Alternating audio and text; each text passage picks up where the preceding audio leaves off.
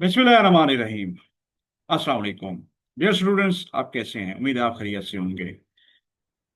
हमने अपना पहला यूनिट कंप्लीट कर लिया था और उसमें 6 लेक्चर हमने डिलीवर किए। Bukhari information technology system bits का प्लेटफॉर्म पहली मर्तबा आप लोगों के लिए ये नए कोर्स का मुताबिक सिलेबस और ये फर्स्ट एवर एक्सपीरियंस है इस प्लेटफॉर्म पे। तो उम्मीद है आपको ये काविश पसंद आ रही होगी। इंशाल्लाह तमाम सब्जेक्ट्स के वक्त के साथ साथ हमारी कोशिश होगी मज़ामीन इस चैनल पे भी आए, फिर एक वेबसाइट पे भी, जो मैं आपसे कहता रहा हूँ, तो इंशाल्लाह जल्द वो भी करेंगे। तो आज हम 7वां लेक्चर शुरू करने लगे हैं और 7वां लेक्चर है जो रिस्पॉन्सिबिलिटी ऑफ यूथ, जो कि हमारा यूनिट 2 है, उसका आगाज करने लगे हैं जी। ये सामने है जी, आपके सामने ये रिस्पॉन्सिबिलिटी ऑफ यूथ। यूथ किसे कहते हैं? नौजवान। ऑफ, आपको पता है, परिपोजिशन है। ताकि क्या, रिस्पॉन्सिबिलिटी होती है जिम्मेदारी। तो रिस्पॉन्सिबिलिटीज क्या हो गई? जिम्मेदारी है। तो नौजवानों की जिम्मेदारियां।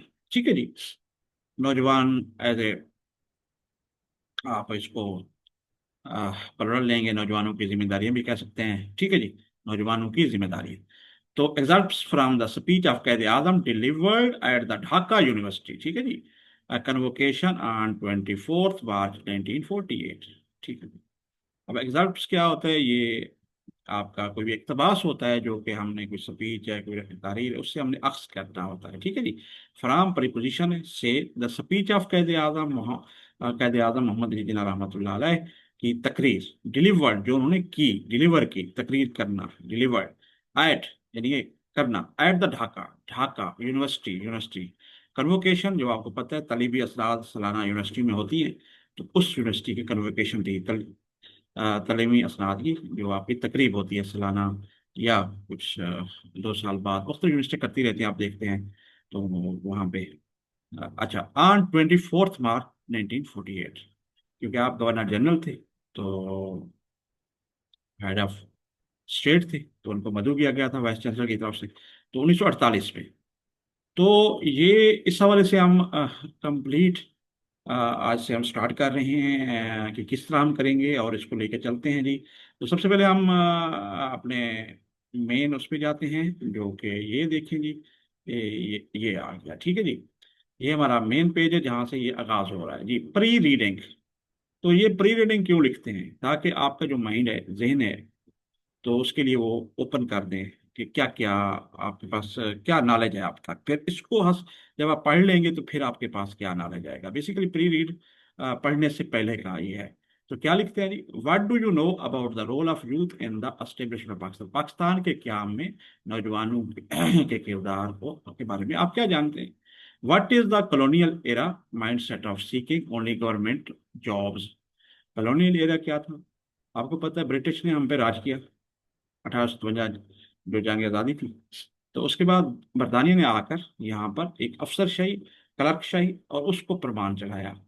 तो वो अंग्रेजों ने अपनी जॉब्स रखी। तो बेसिकली माइंड जो वो इलाके में, वो किस लिए आए थे? आपको तो यूरोपियन ज़्यादातर जो उन्होंने कैप्चर किया ना आकर दुनिया को, उन्होंने अपने इकोनॉमिकली और पॉलिटिकली स्ट्रेंथन करने के लिए दुनिया में वो फैल गए।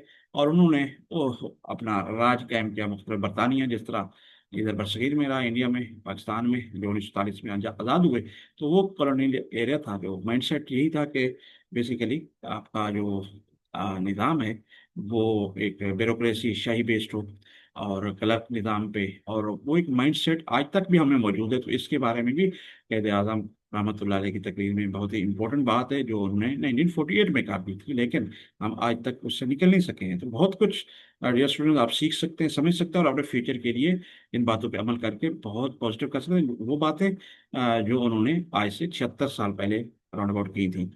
तो अब ये नॉर्मली स्किप कर देते हैं टीचर्स भी, जो हमारे स्टूडेंट्स भी हैं, लेकिन मेरी काविश है क्योंकि सिर्फ एग्ज़ाम के साथ साथ आपके नॉलेज में भी इजाफा हो।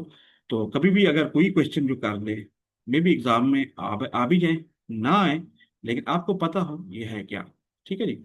तो इसके लिए मैंने अलग से नोट्स बनाया, जो हमेशा की तरह मैं यहाँ पे आपसे शेयर कर रहा हूँ। ज़रा देखें, फिर हम पहला पैराग्राफ शुरू करते हैं।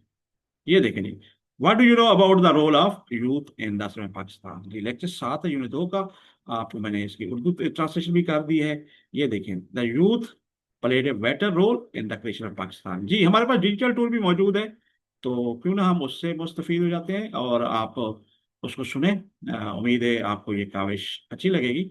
तो इंशाल्लाह दी मैं अभी चाह रहा हूँ कि ये टेक्स्ट पढ़ा जाए, प्रोनाउंसिएशन, जिस तरह इंग्लिश की प्रॉपर प्रोनाउंसिएशन जो हम बुक के एंड में करते हैं। The youth played a vital role in the creation of Pakistan. They actively participated in the Pakistan movement by attending rallies, spreading the message of freedom, and promoting the two-nation theory. Student organizations stood firmly behind Quaid-e-Azam and were among the front-line workers of the movement. Their energy, passion, and sacrifices significantly contributed to the success of the struggle for independence. जी, देख रहे हैं आपके उर्दू का तर्जमा भी है। आप पाकिस्तान के क्या में नौजवानों के किरदार के बारे में क्या जानते हैं? नौजवान ने पाकिस्तान बहुत अहम किरदार अदा किया, उन्होंने तरीके पाकिस्तान में भरपूर हिस्सा लिया। जसूम शिरकत की आज़ादी का पैगाम फैला, दो कम नजरों को आम किया, तलबा तंजीमें कैद के साथ खड़ी रही और जदोजहद आज़ादी की सफ़े अव्वल में शामिल रही। ठीक है, उनका जज्बा, कुर्बानी और तवानी पाकिस्तान के असूल में कलीदी हैसियत रखता है। तो सामने है आपको, ताकि आपके नॉलेज में भी इजाफा हो कि स्टूडेंट्स ने क्या किया। Next, what is the colonial era, जो मैंने आपको थोड़ा सा समझा दिया है, तो लेकिन फिर भी इसको भी हम पढ़ लेते हैं और आगे होपफुली आपके लिए ये मुस्तकबिल में कभी क्वेश्चन आए, कोई पूछे तो आपको आइडिया हो। During British colonial rule, the education system was designed to produce clerks and bureaucrats who would serve the colonial administration. As a result, most educated individuals considered a government job to be the highest form of success. This mindset discouraged innovation, entrepreneurship, and technical skills, thereby limiting the country's economic and industrial growth. जी, सिर्फ सरकारी, ये देखें इसका उर्दू तर्जमा है, सिर्फ सरकारी नौकरी हासिल की नौ आबादियाती दौर की जहनीत क्या है? कॉलोनियल एरा को कहते हैं नौ आबादियाती दौर उर्दू में। बरतानवी राज के दौर में तालीम में निज़ाम इस तरह मुरतब किया गया था, वो क्लार्क और अफसरान पैदा करे जो अंग्रेजों। तो उम्मीद है आपको ये क्लियर हो जाएगा। मैं आगे देख लेते हैं। जो अंग्रेजों को खिदमत करे, इस निज़ाम ने तालीम याफ्ता अफराद को सिर्फ सरकारी नौकरी को कामयाब समझने का आदि बना दिया। ये काफ़ी हद तक हमारे माइंड से आप भी मौजूद है। इस दिन इख्तराअ कारोबार, यानी इनोवेशन, इख्तराअ कारोबार, बिजनेस, इंटरप्रेन्योरशिप एंड फनी तालीम जो है ना, हमारी टेक्निकल एजुकेशन, जिससे कौम की माशी तरक्की होती है, कारोबार बिजनेस, उसको हमें वो मैंने स्टार्ट कर दिया। जी, ये था बेसिक एक जो प्री रीडिंग का कॉन्सेप्ट था। तो अब हम सीधा अपने मेन आते हैं जी। ना फर्स्ट है जो हमारा पैराग्राफ है, उसको स्टार्ट कर रहे हैं। तो mister chancellor, ladies and gentleman, और यहाँ से स्टार्ट करते हैं। हमारे नोट्स बिल्कुल बने हुए हैं और बड़े खूबसूरती से हमने मेहनत की होती है, तो उम्मीद है आप इसको सराहेंगे। जी, ये देखें, रिस्पॉन्सिबिलिटी ऑफ यूथ, नौजवानों की जिम्मेदारियां। ये देखें, extracts from the speech of Quaid Azam deliver at the Dhaka university, Quaid खिताब से इक़्तिबासात जो उन्होंने 24 मार्च 1948 को ढाका यूनिवर्सिटी के कन्वोकेशन में दिया। उम्मीद है आपको ये पहले भी पढ़ा चुका। प्री रीडिंग ये देखिए, मैं साथ हाईलाइट करता गया हूँ ताकि इसका जवाब हम पहले ही दे चुके हैं। और इसी तरह वाइल रीडिंग, यानी कि पढ़ने के दौरान भी हैं, उसको भी हम थोड़ा सा टच करेंगे और वो समझाते जाएंगे अपनी उसमें। तो ये देखें जी, मिस्टर चांसलर, अब ये देखें जी, कोटेशन, ये इनडायरेक्ट कोटेशन है, मकसद है, सॉरी डायरेक्ट है। आप डायरेक्ट एंड इनडायरेक्ट डायरेक्शन अगर पढ़ चुके हैं, नहीं पढ़ चुके तो मैं मेरे चैनल पे देख लेंगे, आगे आ जाएगा। हम ग्रामर कंपोजिशन जो इंटरमीडिएट स्टूडेंट्स बच्चों के लिए जो बुक मौजूद है ऑलरेडी, उसके मुताबिक हम बड़े आसानी से समझा रहे हैं ये टेंसेस भी, और आप जरूर समझिएगा। तो ये जो कोटेशन देते हैं, तो चाहे माजी में हो, तो वो बिल्कुल हो वो वही वर्ड जो कहते हैं फरमाए हैं वही लिखे जा रहे हैं। तो इसलिए परेशान नहीं होना, क्योंकि ये माजी है, तो इसमें फिर हाल का जिक्र कैसे हो रहा है या तर्जमा, तो बेसिकली जब डायरेक्ट होता है तो ये करता है, लेकिन इनडायरेक्ट में फिर वो जो होता है ना, वो फिर असूल होते हैं जो आगे अगर नहीं सीख चुके तो पढ़ें, नहीं तो हम भी आइंदा इंशाल्लाह कोशिश है जल्द उस टॉपिक पहुंच पे आपको समझा सके। जी, इसलिए ये कोटेशन स्टार्ट होगा और एंड जब होगी लेसन, तो उसमें भी एंड एंड करेंगे डबल कोटेशन। तो इसका मतलब है ये हम डायरेक्ट उसके इक़्तिबास साथ चुन के लगे हुए हैं। ठीक है जी। अच्छा, Mister chancellor, ladies and gentleman, when I was approached by, अच्छा दूसरा ये मैंने कोशिश किया है कि सेंटेंस बाय आपका जो सेंटेंस वाइज हम चलें। बेसिकली ये बड़ा लंबा सेंटेंस है, पैराग्राफ लग रहा है, तो बेसिकली ये पैराग्राफ 1 का हिस्सा है। ये देखें जी, कॉलन, फुल स्टॉप, ये बेसिकली जब फुल स्टॉप होता है तो सेंटेंस कंप्लीट होता है। तो हमने कोशिश कर रहे हैं, क्योंकि वक्त के साथ साथ जितना हमें फीडबैक आ रहा है आपसे, उसको मजीद इम्प्रूव कर रहे हैं हम अपने, कि किस तरह हम आपको अच्छे अंदाज में क्लैरिटी के साथ समझा सकें। तो अपना फीडबैक ज़रूर देते रहा करें, और ज़रूर आप ईमेल, व्हाट्सएप में आखिर में हमेशा बताता हूँ, आप कमेंट्स भी कर सकते हैं। आप इसी तरह लाइक शेयर भी करते रहा करें, हौसला अफजाई मिलती है। और साथ साथ आपका सब्सक्राइब कर दें, बेल आइकन दबा दें, दोस्तों शेयर करें, ताकि मकसद ही हमारा ये असिस्ट करना है कि हम कॉलेज या एकेडमी की तरह आपको नहीं वो कर रहे प्रोफेशनली, लेकिन हम आपको असिस्ट कर रहे हैं, और अच्छी preparation knowledge wise, exam wise. इंशाल्लाह उम्मीद है आप ये मेहनत देख के, कोशिश आपको घर बैठे आप बहुत कुछ गेन करेंगे। तो आइए तो पढ़ते हैं जी। Mister chancellor, ladies and gentleman, when I was approached by the vice chancellor with the request to deliver the convocation address। जी, अब ये क़ायद आज़म रहमतुल्लाह अलैह जब किताब फरमा रहे हैं, स्टार्ट कर रहे हैं, तो उन्होंने फरमाया मिस्टर चांसलर, यानी कि मोहतरम चांसलर। लेडीज एंड जेंटलमैन, जो सामने बैठे होते हैं लेडीज, खवातीन, व हजरात कहते हैं जेंटलमैन। जब आप भी तकरीर कभी सुनते होंगे या कभी की है, तो एक स्टार्ट होता है, तो ये अंग्रेजी में है। When I was approached by the vice chancellor with a request to deliver the convocation address। अब देखिए जी, when, जब, आई वाज अप्रोच, अब ये इज एम आवाज के बाद थर्ड फॉर्म आ रही है अप्रोच, ठीक है ना। यानी कि जब मुझे दरखास्त की गई या मुझे अप्रोच किया गया, मुझसे रब्ता किया गया, ठीक है जी। बाकी तो ये प्रोफेशनल अंदाज में आप नीचे देखिए, उसकी हमने कर दी है, लेकिन मैं आपको वन बी में वर्डिंग और उस हिसाब से समझा रहा हूँ, ठीक है जी।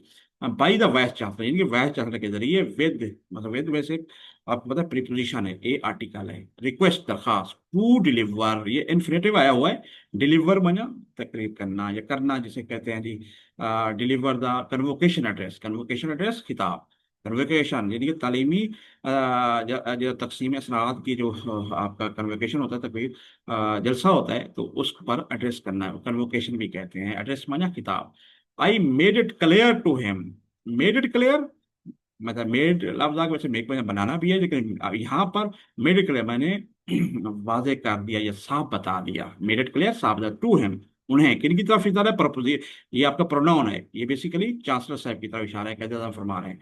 दैट के there were so many call on me that I could not, यानी कि there were so many call, अब कॉल से मुराद का राब्ता भी है। तो बेसिकली यहाँ बता रहे हैं कि मुझ मेरी इतनी ज़्यादा मसरूफियात का, यहाँ पे कुछ अंग्रेजी के लफ्ज़ ऐसे हैं जिनको हम मफहूम अख्स करते हैं, ठीक है जी। आन मी, यानी कि मेरे पर बहुत सी जिम्मेदारियां हैं या मसरूफियात हैं, दैट के आई कुड नॉट, मैं नहीं कर सकता या कर सकूंगा, पॉसिबली मुमकिन, शायद, ठीक है जी। तो prepare a formal convocation address। I could not possibly prepare a formal, यानी कि प्रिपेयर तैयार करना, फॉर्मल रस्मी कन्वोकेशन एड्रेस, वही किताब आपका जो कन्वोकेशन का है, ऑन एन, ठीक है, एकेडमिक लेवल, एकेडमिक लेवल, सुनिए, एकेडमिक लेवल, जो एकेडमिक का लेवल होता है, जो पढ़ने का लेवल है, ठीक है ना, उसके मुताबिक वो कहते हैं जी मैं नहीं, यानी कि तो तैयार कर पाऊंगा, with regard to the great subjects. अब ग्रेट बड़े मतलब अच्छे, बहुत बड़े अच्छे मज़ामीन, रिगार्ड्स टू, ठीक है ना, के मुताबिक, यानी के शाया निशान के मुताबिक, ठीक है। इनमें कौन कौन से, विद विच यूनिवर्सिटी डील, जिसमें यूनिवर्सिटी जैसे पढ़ाए जाते हैं या डील किए जाते हैं, सच है, जैसे कि आर्ट्स है, आर्ट्स को फनून कहते हैं, फनून का इल्म, हिस्ट्री तारीख है, ये फिलोसफी, ठीक है ना, फिलोसफी फलसफा है, और साइंस साइंस है, आपको पता है, कानून लॉ एंड सो ऑन, और सो ऑन का मतलब होता है वगैरह, ठीक है, एटसेट्रा की तरह। तो यहाँ पे हमने एक एक मीनिंग पढ़ लिया। अब ये देखिए आप खुद पढ़ते जाएं, मैं क्योंकि कोशिश करूंगा, आपके सामने ये ओपन हुआ हुआ है तो मैं उसको पढ़ लूंगा, आप खुद पढ़ते रहें, उर्दू तो आप पढ़ ही सकते हैं ना। मैं इनकी वर्डिंग बताता जाऊंगा और आप यहाँ नीचे खुद देखते जाएं।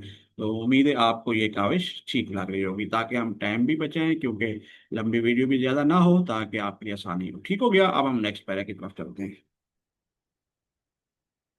नेक्स्ट नेक्स्ट जो हमारा सेंटेंस है, बल्कि पैराग्राफ तो नहीं है, हम सेंटेंस वाइज चलेंगे। आई डिड, हाउएवर, ताहम, आई डिड मैंने किया, या ताहम, हाउएवर, ये देखें जी, ये कॉमा है, फिर कॉमा है, तो ये पंक्चुएशन मार्क, ये आगे आप ये भी सीखेंगे। Promise to say few word to the student on this equation, I did however, promise वादा क्या, टू से कहना, ए फ्यू, ठीक है ना, चंद वर्ड अल्फाज, टू द स्टूडेंट्स को, ऑन दिस इक्वेशन, इस मौके पर। मुराद क्या है समझ रहे हैं आप, आगे ट्रांसलेशन भी आपको खूबसूरत मिल रहा है, सामने देख रहे होंगे, तो मैं वर्ड बाई वर्ड भी आपको समझा रहा हूँ। And it is in fulfilment of that promise, fulfilment क्या होता है? तकमील, मुकम्मल, ठीक है ना। बाकी ये आपको आते हैं। ऑफ दैट प्रोसेस, उस वादे की, यानी कि जो वादा ये किया गया था, दैट के I will address you now, ठीक है ना, मैं उसके वादे की तकमील में आपसे मिलूंगा। ठीक है जी, ये ट्रांसलेशन आपको लिखी हुई है, तो मैंने मीनिंग भी आपको बता दी, समझा दिया है, तो टर्म भी आपको समझाता रहूंगा। तो इसलिए मैंने आसान कर दिया कि आपको साथ साथ वर्ड बताऊं, फिर आप ये खुद पढ़ सकें और नोट करते जाएं, बुक सामने रखें। फर्स्ट ऑफ ऑल, सबसे पहले, let me thank the vice chancellor. अब लेट मी वैसे होता है लेट मी गो, मुझे जाने दो, ठीक है ना। लेट मी कम, मुझे अंदर आने दो, ठीक है ना जी। इस तरह लेट मी थैंक, मुझे वो शुक्रिया अदा करने में, या शुक्रिया अदा करना चाहता हूँ। अब अक्स करते हैं मीने, the vice chancellor, vice chancellor कहते फरमा रहे हैं फॉर द फ्लेटरिंग टर्म्स। अब फ्लेटरली कुछ खुशामद के लफ्ज में, तो लेकिन तारीफ के आमतौर पर यहाँ पे तारीफी कलमात के लफ्ज हैं, flattering terms, in which he refer to me, in which, जिसमें, ठीक है जी। ही ही मतलब वो इशारा है वाइस चांसलर की तरफ, रेफर्ड मी, ठीक है ना, मुतल्लिक यानी कि मेरा हवाला देना, टू मी, मुझे। सबसे पहले मैं शुक्रिया अदा करना चाहता हूँ कि उन्होंने मेरे मुतालिक तारीफी की। पढ़ते रहे, Mister Chancellor whatever I am and whatever I have been able to do, यानी कि वही तकरीर जारी है। वो कहते हैं मिस्टर जनाब वाइस चांसलर, वाट एवर, जो कुछ, आई एम मैं हूँ, एंड वट एवर जो कुछ, I have been able to do, जो कुछ करने में कामयाब हो, आई हैव बीन एबल, लायक, टू डू करने में, आई हैव डन, ये देखिए प्रेजेंट परफेक्ट है टेंस, आई हैव डन, देखिए हैड नहीं है, क्यों? बेसिकली ये आपको मैं बताया डायरेक्ट रिलेशन में, तो जो उन्होंने लफ्ज में वही लिखे जा रहे हैं, उसको आप मौजूदा ही समझ के बात कर रहे हैं, जिस तरह समझे। इंटरेक्ट होता तो फिर ये माजी में तब्दील होता, ठीक है। I have done it mainly as a matter of duty, यानी कि आई हैव डन इट, ठीक है ना, मैंने किया है, मुकम्मल किया, इट मेरली, मेरली माने महाज, एज ए मैयर, पैमाइश, पैमाना, ऑफ ड्यूटी, फर्ज के तौर पर, यहाँ पे फर्ज के तौर पर कहेंगे, ठीक है ना। विच इज इनकम्बेंट, इनकम्बेंट माना होता है लाजिम, अपॉन, पर, ये प्रीपोजिशन है। एवरी मुसलमान, एवरी मुस्लिम, यहाँ पर मुसलमान लिखा हुआ है, एवरी मुस्लिम लिखते हैं इंग्लिश में, मुसलमान भी करेक्ट है। तो हर मुसलमान पर फर्ज है या लाजिम है, सॉरी, ठीक है ना। टू सर्व, सर्व माना खिदमत करना, हिज पीपल, अपने लोग, ऑनेस्टली, ईमानदारी से, एंड और सेल्फलेसली, बेलौस तरीके से, बगैर की जाती का सके, ठीक है जी। जनाब वाइस चांसलर, मैं कुछ हूँ, जो कुछ हो, जो कुछ करने में कामयाब हो, महज एक फर्ज के तौर पर किया, जो हर मुसलमान फर्ज है कि वो अपने लोगों की ईमानदारी और बेलौसी से खिदमत करे, ठीक है जी। तो अच्छा, मैं थोड़ा सा बोल रहा था, ये सेंटेंस बल्कि पैराग्राफ ये सेकंड है, और साहब जी,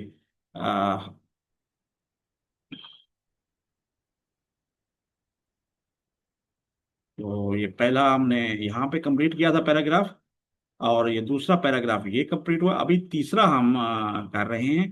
तो बेसिकली ये पैराग्राफ है, और मैंने फिर सेंटेंसेस, क्योंकि पैराग्राफ थर्ड जो है वो लंबा है, बड़ा है, तो इसलिए थोड़ा सा आप देखते जाएंगे, तो थर्ड नंबर आ चुकी है, बल्कि पैराग्राफ नंबरिंग की गई है, तो इसलिए मैं करेक्शन करना चाहूंगा जो मैंने सेंटेंस बोल दिया था, ठीक है जी। अब नेक्स्ट देखते हैं, एन एड्रेसिंग यू, यानी कि किताब करते हुए, इन एड्रेसिंग यू, आपसे मुखातिब होते हुए, you, I am not here speaking to you as head of the state, head of state उसमें गवर्नर जनरल थे, कहा था।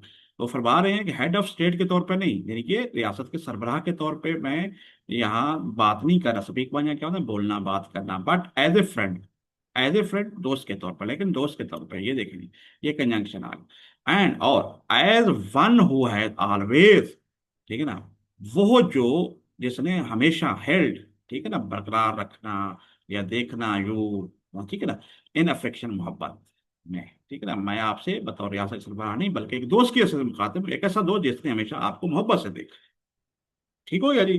उम्मीद है आपको ये क्लियर हो रहा होगा। अच्छा, उसके बाद जी नेक्स्ट पे चलते हैं जी। थोड़ा थोड़ा ज्यादा निकल गया है। चलो देख लेते हैं, वापस आ जाते हैं। अब जी next, many of you have today got your diploma and degrees. Many of you, क्या कैसे सेंटेंस क्या है, आप में से बहुत से, ठीक है जी। हैव मतलब हैव एक आपको पता है पोजेसिव के लिए होता है, मेरे पास एक किताब है, ही है बुक, मेरे पास एक किताब, यही है बुक, तो उस वाले से many of, many of you have, उनके लिए है, मतलब टुडे, आज, गॉट, हासिल की, योर डिप्लोमा, अपनी, अपना डिप्लोमा, डिप्लोमा होता है ना अपने, एंड डिग्रीज, और डिग्रियां होती हैं यूनिवर्सिटी में, and I congratulate you, congratulate करना, मुबारकबाद देना, यू आप। आज आप में से बहुत से तलबा डिप्लोमा और डिग्री हासिल किए, मैं आपको मुबारकबाद। ये नेक्स्ट पैराग्राफ, सेंटेंस इसी पैराग्राफ का, सॉरी, अब ये सेंटेंस है। Just as you have won the laurels in your university. Laurels होता है कोई भी कामयाबी, ठीक है ना। जस्ट जस्ट जैसे, या महज, एज यू हैव वन, जैसे कि आप जीत चुके द लॉरल्स, कामयाबी इन यूनिवर्सिटी, यूनिवर्सिटी में, यानी कि डिग्री हासिल करना है कामयाबी है, तो लॉरल्स मतलब उसकी तरफ इशारा है, इन यूनिवर्सिटी का कामयाबी जैसे।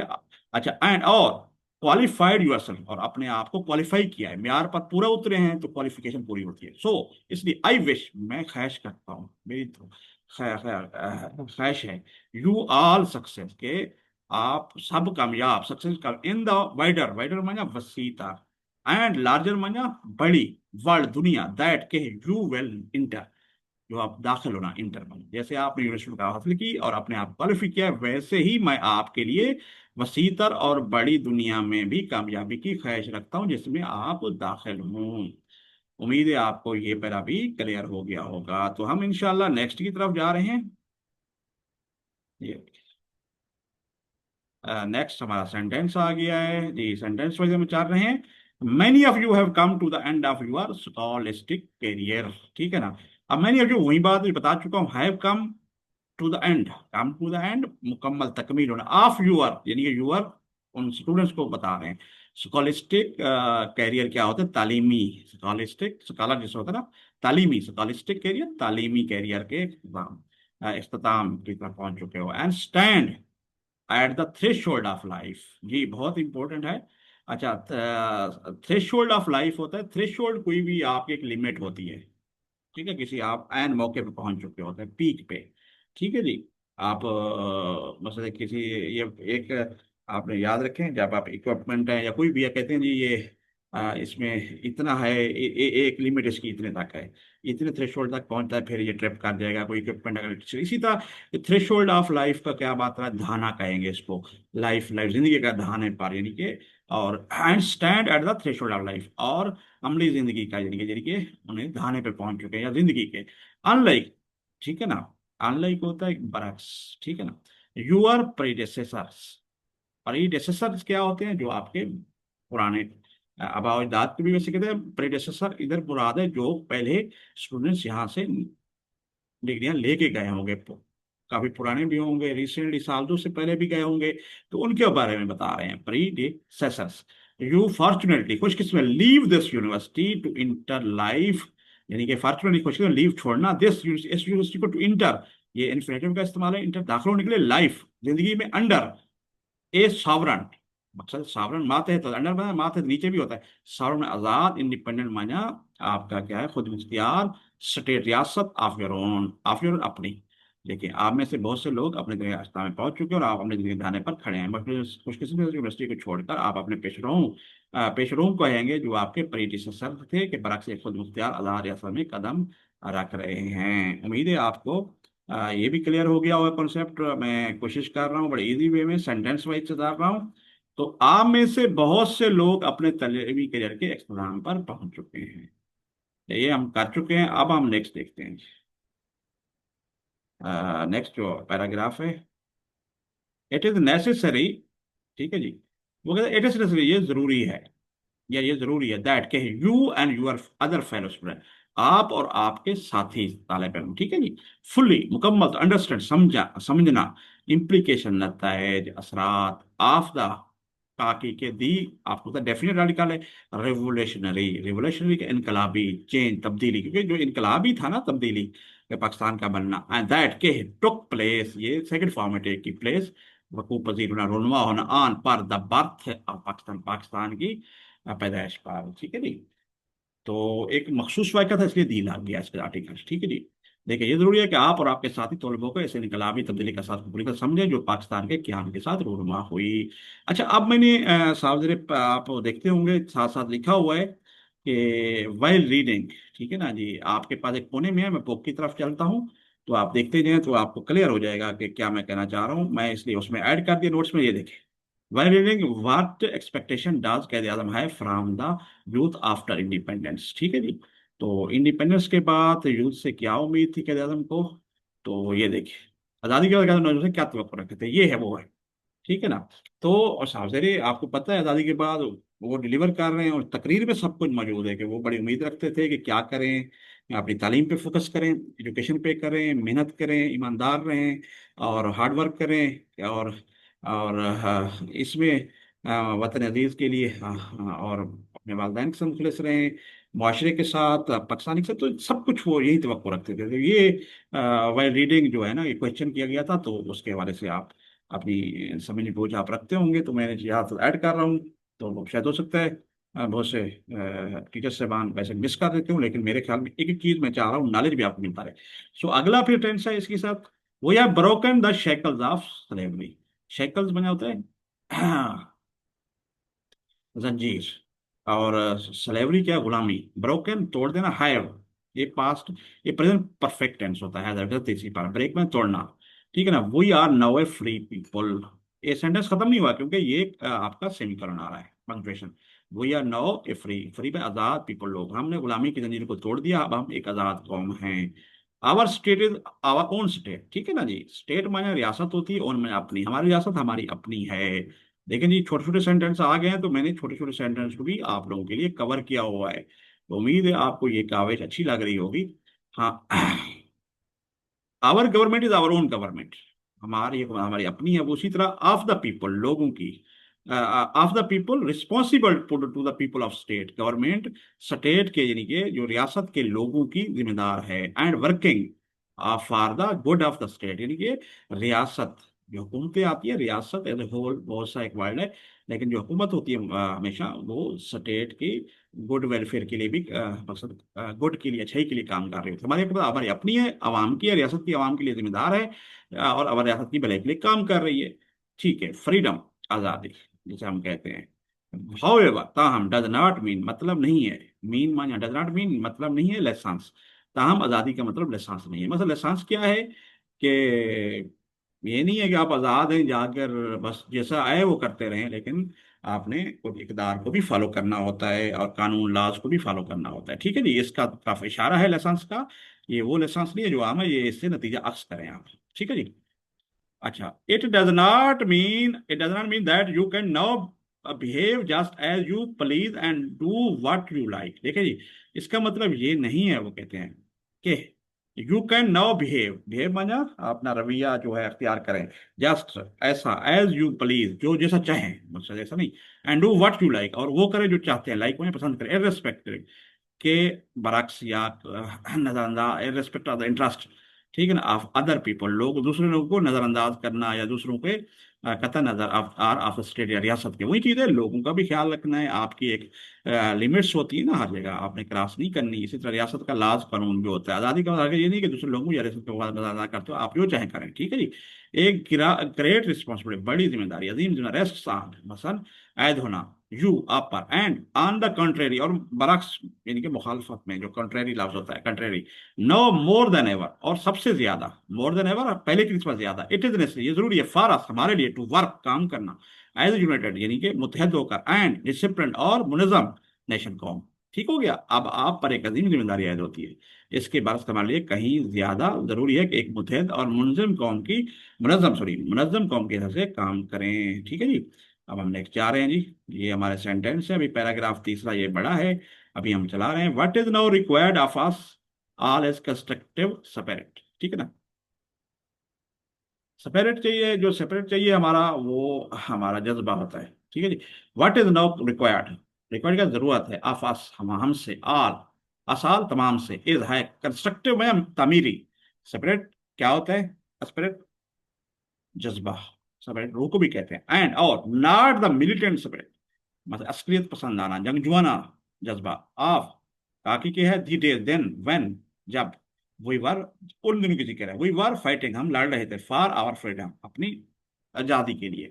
अब हम सबकी, सबको तामीरी जज्बे की जरूरत है, ना कि उन दिनों का असली जज्बा जब हम अपने अपनी आजादी के लिए लड़ रहे थे, ठीक है। It is far more difficult to construct than to have a militant spirit for the attainment of freedom, वो कहते हैं फार मोर, बहुत ज्यादा मुश्किल है, कंस्ट्रक्ट मतलब तामीर करना, देन उसके मुकाबले में, to have a militant spirit, spirit, ठीक है ना। यानी कि अस्करी जो हमारा जज्बा है, फॉर द अटेनमेंट जज्बा, जो कि आज़ादी हासिल करने के लिए, आज़ादी के असूल के लिए अस्करियत पसंदाना जज्बा रखने से कहीं ज़्यादा मुश्किल तामीर करना, ठीक है ना। कहीं ज़्यादा मुश्किल क्या होता है, तामीर करना है, ठीक है ना। और ये बता रहे हैं, it is easier to go to jail और फाइट फॉर फ्रीडम, ठीक है। Jail, go to jail, jail में जाना, इजियर आसान, फाइट लड़ना, फ्रीडम आज़ादी, देन उसके मुकाबले to run a government, government को चलाना, हुकूमत चलाने के मुकाबले में जेल जाना, आज़ादी के लिए लड़ना ज़्यादा आसान है। या दूसरे लफ्जों में अ, जेल में और जाना या लड़ना ज़्यादा आसान है बानिस्बत एक हुकूमत चलाने के। ठीक है जी, आप जिस तरह लिखना चाहिए।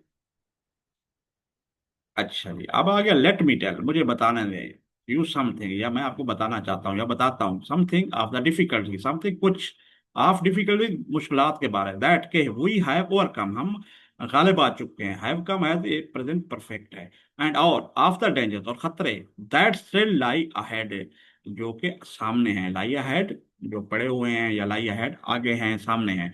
मैं आपको मुश्किलात के बारे में कोई बताता हूँ जिन पर हमने काबू पा लिया, और उन खतरात के बारे में जो आप भी सामने आए। ठीक है जी, आप क्लियर हो गया होगा आपको। अच्छा, आगे हम जा रहे हैं जी। यहाँ से हमारा फोर्थ मेरे ख्याल में आपका ये शुरू हो रहा है। मैं बुक भी दिखा रहता हूँ, शायद नंबरिंग इस पे मैं मिस्टेकली नहीं किया नोट्स में। ये देखें जी, हम तीसरे में थे, तो नहीं, अभी हम आफ्टर डेंजर, अभी तीसरे पे हैं, आफ्टर डेंजर दैट स्टिल लाई, यहाँ पे पहुंचे, ठीक है जी।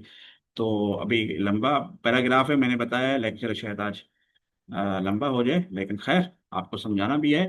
तो thwarted in their desire to prevent, ठीक है ना, थॉर्टेड होता है मायूसी, नाकामी, in their desire to prevent the establishment of Pakistan. देखें, जब पाकिस्तान बना तो उसमें रुकावटें करने वाले बहुत से थे, तो उसकी तरफ जिक्र फरमा रहे हैं कि थॉल्टेड इन देयर डिजायर, उनकी ख्वाहिश, ये प्रोनाउन होता है, टू प्रिवेंट, रोकना, द एस्टेब्लिशमेंट पाकिस्तान के क्या, पाकिस्तान के क्या को रोकने की जो नाकाम कोशिश कर रहे थे। आवर एनिमी, हमारे दुश्मन, टर्न्ड, मुड़े, या टर्न दियर अटेंशन, अपनी तवज्जो मरकूज करना, टू फाइंडिंग वेज, रास्ते तलाश किए, मीन जरा, टू वीकन, वीकन में कमजोर करना, एंड डिस्ट्रॉय, और हमें तबाह करना। यहाँ पर रोक, क्योंकि अपनी कोशिश में नाकाम होकर हमारे दुश्मन ने अपनी तवज्जो हमें कमजोर, तबाह करने के तरीकों और जराए की तलाश पर मरकूज कर दी। ठीक है जी। इसी तरह, thus hardly had the new state come into being when came the Punjab and Delhi Holocaust जी। हार्डली माया बामुश्किल, ठीक है, हार्डली के साथ when लगता है हमेशा। ये एक सेंटेंस है जो समझ चुके होंगे, लेकिन आगे हम इंशाल्लाह पढ़ाएंगे भी, इसको आप कर सकते हैं। हमारा लेक्चर आप आ रहे हैं, grammar composition for intermediate students, इसमें और स्टूडेंट्स भी और लोग भी उसमें हो सकते हैं।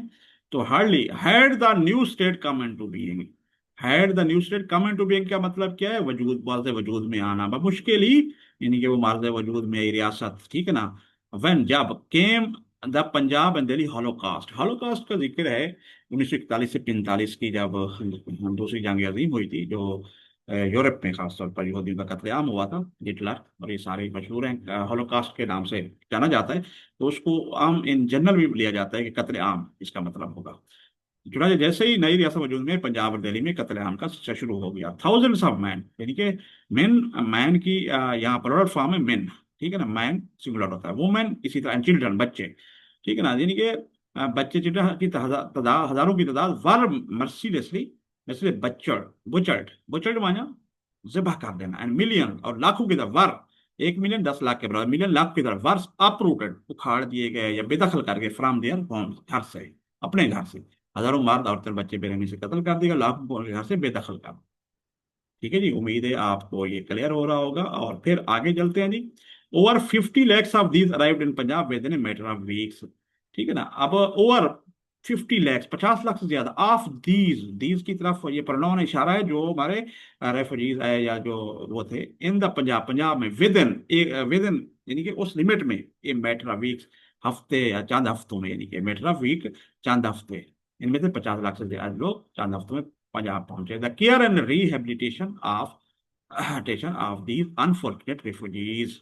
अच्छा, आप केयर माना ख्याल करना, रिहेबिलिटेशन माना क्या होता है, बहाल करना, कोई चीज टूट गई हो या मसले हो उनको, या मसले उसकी रिहाइश करना, उनको बहाली करवाना, जिहासमानी रूहानी हर हवाले से रिहेबिलिटेशन मतलब रिहाइश करवाना, इसका यहाँ लिया जाएगा, बहाल करना। ऑफ दीज अनफॉर्चुनेट, उन दीज यानी जो बिनागुज़ीन है, अनफिट बदकिस्मत रेफ्यूजीज, बिनागुज़ीन जो हिजरत करके हमारे आए हुए थे, उनकी तरफ इशारा है, जो लाखों की तादाद में आए, बहुत से शहीद हुए, अल्लाह माफ करे, अल्लाह उनको रहमत करे, बड़ी कुर्बानियां दी तो पाकिस्तान बनाना, इसलिए इसकी हमें कदर करनी चाहिए। Stricken in the body, in body and in the soul, stricken मतलब स्ट्राइक करना, तो बेसिकली ये इशारा है कि जिस्म और रूहानी तौर पर टूट फूट का शिकार होना, टूटे होना, प्रेजेंटेड प्रॉब्लम्स, बहुत से मसाइल पैदा किए, या प्रेजेंटेड प्रॉब्लम मसाइल थे, या एक अहम मसला प्रेजेंट करना होता है, पेश होना, या मसाइल यहाँ पे प्रॉब्लम थे या प्रॉब्लम जाहिर थे, विच माइट जो के well have destroyed many well establish state, यानी कि अगर इस तरह की कंडीशन हो, किसी जगह नया मुल्क बना हो, बहुत सी लोग आ रहे हो, तो यहाँ पे चाहे वो वेल एस्टेब्लिश स्टेट हो, यानी कि तरक्की याफ्ता मुस्तहकम कोई रियासत भी हो, वो भी तबाह हो सकती थी। लेकिन आगे फिर पढ़ते हैं, जिस्मानी और रूहानी तौर पर टूटे हुए यानी बदकिस्मत पिनाह के रजानियों की देखभाल भारी एक अहम मसला जो कई मुस्तहकम रियासतों को भी हिलाकर रख देता। ठीक है जी। But like in those of our enemies who had hoped to kill Pakistan at its very inspection by these means were disappointed. But लेकिन those of our हमारे उनमें से हमारे दुश्मन जो who had hoped, ये देखिए पास परफेक्ट टेंस आ रहा है, to kill, किल में खत्म करना, सावधान इंसान कत्ल होता है, पाकिस्तान है ना, उसको तबाह करना कह सकते हैं कत्ल, ठीक है ना। At its very inspection, inspection में इब्तदा में, by these means war dispute, इसका इशारा किस तरफ, पाकिस्तान की तरफ है, यानी कि पाकिस्तान के आगाज में भी जो हुआ तो वो एनिमी जो खत्म करने वो वार मायूस हुए, मगर वो हमारे दुश्मन इन हथकंडों तरीके से पाकिस्तान के मर्द वजूद आने के आगाज से ही उसे खत्म करने की उम्मीद रखते थे, मायूस हुए। तो ये प्रोफेशनल तरीके से लिखा हुआ है, जो आप अपने माशाल्लाह एग्जाम में ट्रांसलेट कर सकते हैं। तो वैसे मैं आपको समझा भी रहा हूँ अपनी उसमें, तो उम्मीद है आपको ये क्लियर हो रहा होगा। Not only has Pakistan survive the shock of that upheaval, but also it has emerge stronger, यानी कि नॉट ओनली, ना सिर्फ हैज पाकिस्तान सर्वाइव्ड, सर्वाइव्ड में बात जानना, ठीक है ना, और पाकिस्तान द शॉक सदमा ऑफ दैट अपहीवल, यानी कि जो हलचल धचका, ये जो इतने लोग हैं, ये एक धचका ही था, हलचल थी ना, सदमे थे, तो इसकी से जिक्र है, अपहीवल उसको कहते हैं। बट लेकिन also it has emerge, emerge उभरना, उभरा, स्ट्रॉन्गर मजबूत, मोर चेसेंट बहुत ज्यादा मजबूत, एंड बेटर इक्विप्ड और बेहतरी तैयारी के साथ, सामान के साथ, ठीक है, यानी कि अपना बेहतर तरीके से तैयार हो सका दैन एवर, हमेशा। हाँ ठीक है ना। पाकिस्तान से उस हलचल धच्चे के सदमे से बच गया, बल्कि ये पहले से कहीं ज्यादा मजबूत और बेहतर तब लैस तैयार होकर उभर उभरा है। मकसद वो बता रहे हैं कि ज्यादा मतलब कि कितने हालात थे जब इन्होंने मार्च में तकरीर की, तो 14 अगस्त के बाद से लेकर कितना वक्फा है आपके सामने है। तकरीबन ये तकरीर जब मार्च में की गई, तो 7-8 माह में पाकिस्तान ने इतना कुछ कर लिया, तो वो बड़े बता रहे थे अचीवमेंट, यानी कि क्या पाकिस्तान ने इतना ज्यादा वो कर लिया है, और मजबूती से इन सदमों से, इन हालात से संभल गया। ठीक है जी। आप देखते हैं चौथा पैराग्राफ, और आज का आखिरी होगा। They are followed in rapid succession other difficulties, followed माना पीछा करना, या बैक पे कुछ मसाइल, इन रैपिड सक्सेशन, रैपिड कहते तेज, सक्सेशन में लम्हात, छोटे छोटे वक्फों में, अदर डिफिकल्टी यानी कि दूसरी मुश्किलात, such as withholding by India of our cash balance, क्योंकि बैंकिंग निज़ाम एक साथ चलते थे, सेंट्रल तो वही अंग्रेजों के पास था, इंडिया था उस वक्त, तो हिंदुस्तान था, तो उसके जो कैश बैलेंस था बैंकों का, उनको उन्होंने रोक लिया हमारे हिस्से का, of our share of military equipment, और इसी तरह मिलिट्री भी एक थी, तो उनका शेयर जो बनता था हमारा हिस्सा, वो भी रोक लिया, share of military and lately, और बाद में the institution of eight almost complete economic blockade of your province, blockade मतलब ब्लॉक करना, यानी कि बंद करना, बंदिश करना, इकोनॉमिक मुआशी मुकम्मल, ऑलमोस्ट तकरीबन, प्रोविंस सूबा, इंस्टीट्यूशन वैसे इदारे को कहते हैं, यहाँ पे बगा दे कि किसी को उन्होंने निफाज ऐसा कर दिया जिसे इंस्टीट्यूट खड़ा कर दिया ब्लॉकेज का, इसकी तरफ उसकी तरफ इशारा है। ठीक है ना जी। इसके बाद तेज से दीगर मुश्किल का सामना करना पड़ा, जैसे भारत की जान से हमारे नाग बैलेंस को रोकना, हमारे हिस्से का फौजी सामान, और हाल ही में आपके सूबे पर तकरीबन मुकम्मल मुआशी नाकाबंदी का नफास। उम्मीद है आपको क्लियर आ रहा होगा। फिर देखें वाइल रीडिंग आ गया है, तो ये हम कहाँ पहुंच गए हैं, चलो बुक को भी देख लेते हैं ताकि आपको लगा, ये देखें चौथा है, तो उम्मीद है आपको ये क्लियर हो रहा होगा। ये देखें वाइल रीडिंग आया हुआ है, चौथा के हम आए, तो हम राउंड अबाउट इधर ही हैं कहीं, ठीक है जी, परवेंस की तरफ ये आ गए, ऑलमोस्ट कंप्लीट ए है। तो इसलिए मैंने नोट्स एक्सट्रैक्ट किए हुए हैं और उसके उर्दू किए हुए हैं, तो लहजा वर्ड में पढ़वा रहा हूँ मैं आपको। ये देखिए, वाई वाइल रीडिंग, पढ़ने के दौरान, Y why does Quaid Azam stress the importance of students staying focused on their studies, ये वाली जो हम देखें आया हुआ है, ये आप माशाल्लाह समझ रहे होंगे, ये देखिए। वाई डज, ये देखिए, कहते तलबा की तवज्जो तालीम पर तवज्जो मरकूज रखने में पर क्यों जोर देते हैं? क्योंकि तालीम बुनियादी चीज़ है जो इंसान को संवारती है। तो उसमें फिर राइट और रॉन्ग, और फिर अपने उस बेटर अंदाज में वो अपने खानदान को भी सर्व कर सकते हैं, माशरे को, मुल्क को, कौम को भी। तो आइए अब नेक्स्ट हम पैरा देखते हैं। I have no doubt that our right thinking man in the Indian dominion deplore these happenings. अब देखिए, आई हैव, बस आई हैव मैंने रखता था, या उनको यकीन, नो डाउट, यानी कोई शक नहीं, ये यकीन था उनको। आई हैव नो डाउट, इसको तो मुझे यकीन है, या मुझे कोई शक नहीं, दैट के are right thinking, right thinking सही सोच रखने वाले, सोचने वाले मैन, ये आदमी, ठीक है ना, लोग, इन द इंडियन डोमिनियन, इंडियन सल्तनत, इंडियन सरजमीन, डिप्लोर, डिप्लोर होता है क्रिटिसाइज करना, लानतान किसी को करना, ठीक है, डिप्लोर दीज हैपनिंग, ये वाकयात जो अभी हो रहे थे, क्योंकि उन्होंने ये चीजें रोक दी थी, ये सारे काम कर दिए थे, मिलिट्री नहीं दे, इक्विपमेंट नहीं मिल रही थी, तो सारी चीजें, तो वो उसके बारे में बात करें। एंड आई एम श्योर, और मुझे यकीन है, the attitude of the mind, attitude में रवैया ऑफ द माइंड, वो जहन के, दैट हैज बीन रिस्पॉन्सिबल, जो इनके जिम्मेदार हैं, फॉर देम, इन देम का ये प्रोनाउन है, उनकी तरफ इशारा है, कि जो वाकयात हुए, जिस तरह के हालात पैदा किए गए, ठीक है जी, यानी कि बैंक बैलेंस रोक लेना, हमारा इक्विपमेंट मिलिट्री ना देना, तो उनकी तरफ इशारा है। वेल चेंज, तब्दील होगा, बट इट इज असेंशियल, लेकिन ये जरूरी है, असेंशियल जरूरी है, दैट के यू शुड माना चाहिए होता है ना, एक हेल्पिंग वर्ब है टेक के साथ, नोट, नोट माना मुशाहिदा या लिखना या ऑब्जर्व करना, नोट करना, ऑफ दीज, इनको, डेवलपमेंट, ये जो वाकयात हो रहे हैं, ठीक है जी, मुझे यकीन है कि कोई शक नहीं, हिंदुस्तान सल्तनत सरजमीन के तमाम सही सोचने वाले लोग इन वाकयात की मजम्मत करते हैं, और मुझे यकीन है कि जिस जनीयत ने इन वाकयात को जन्म दिया वो तब्दील हो जाएगी, लेकिन आपको इन जरूर वाकई पर जरूर गौर करना चाहिए। यानी स्टूडेंट कह रहे हैं कि बिल्कुल यकीन है उनको कि ये होगा, पॉजिटिव होगा, लेकिन आप लोगों को पता चले कि पाकिस्तान बना है और इस वक्त किन मसाइल का सामना है, ठीक है जी। This stress the importance of continued vigilance on our part, ठीक है जी। विजिलेंस कहते हैं होशियार चौकन्ना, या निगरानी करते रहना, ताकि होशियार रहना, जागते रहना जैसे होता है ना। तो स्ट्रेस में जोर देना, इंपॉर्टेंट, जरूरत, कंटिन्यूड, मुसलसल, ऑन आवर पार्ट, अपने हिस्से का, ये हमें होशियार या चौकन्ना, निगरानी रहने की अहमियत की याद दहानी करवाते हैं, ये जो वाकयात हैं कहते हैं फरमा रहे हैं, ठीक है जी।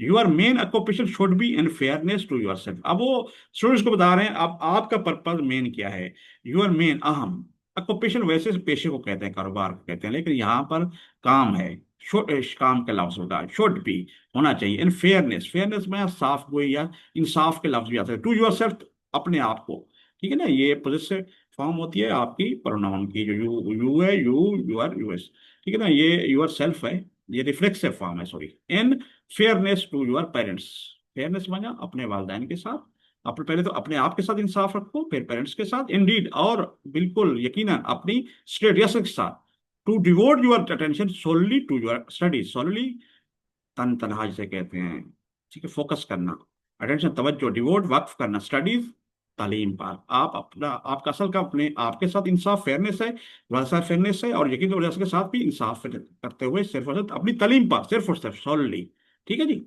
इट इज ओनली दस that you can equip your self for the battle of life, ये देखिए वो कहते हैं इस तरह, यू कैन इक्विप, इक्विप में क्या होता है, योर सेल्फ, तैयार करना, इक्विप, इक्विपमेंट, खुद को तैयार करना, यानी कैन इक्विप, तैयार कर सकते हैं, कर सकना, योर, अपने आप को, फॉर द बैटल, बैटल में लड़ाई, ऑफ लाइफ, जिंदगी की जंग, यहाँ लिखा हुआ है, बेसिकली जिंदगी की मुश्किलात, हार्डशिप एक जंग ही होती है ना, तो उसकी तरफ ये इशारा है।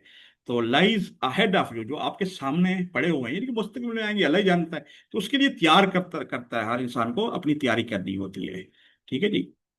तो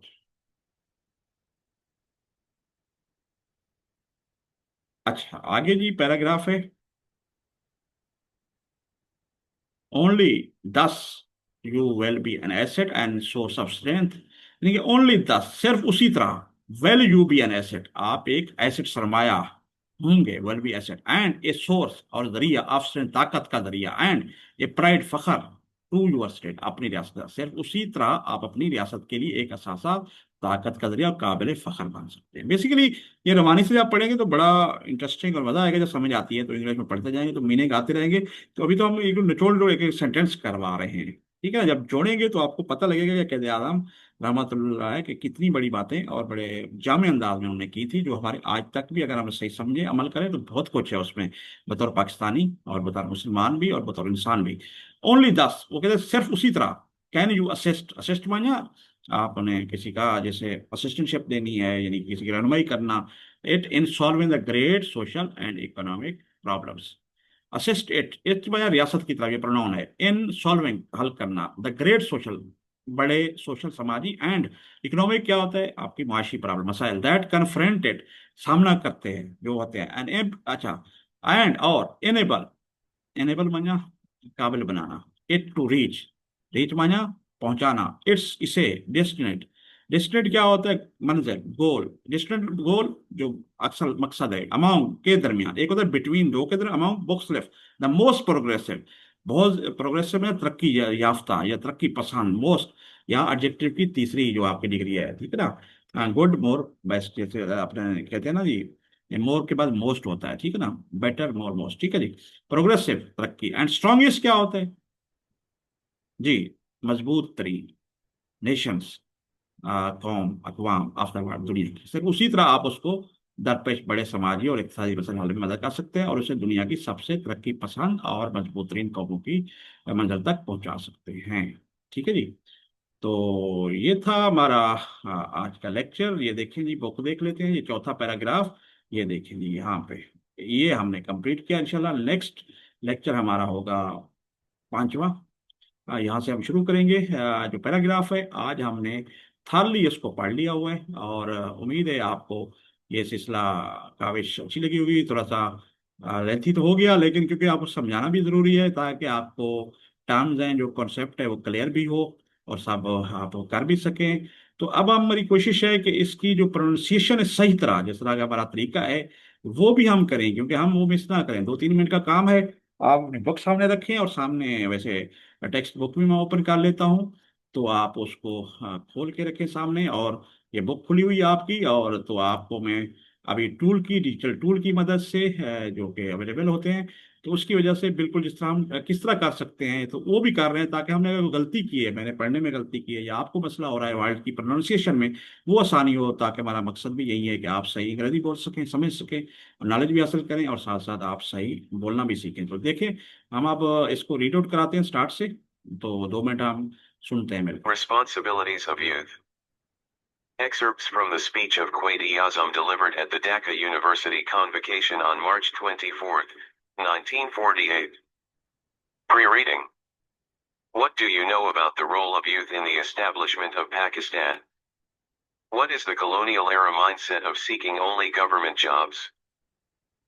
1. Mr. Chancellor, ladies and gentlemen, when I was approached by the Vice-Chancellor with a request to deliver the convocation address, I made it clear to him that there were so many calls on me that I could not possibly prepare a formal convocation address on an academic level with regard to the great subjects with which university deals, such as arts, history, philosophy, science, law, and so on. I did, however, promise to say a few words to the students on this occasion, and it is in fulfillment of that promise that I will address you now.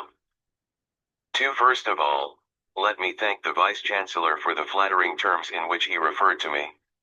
Mr. Vice-Chancellor, whatever I am, and whatever I have been able to do, I have done it merely as a measure of duty which is incumbent upon every Mussulman to serve his people honestly and selflessly. 3. In addressing you, I am not here speaking to you as head of the state, but as a friend, and as one who has always held you in affection.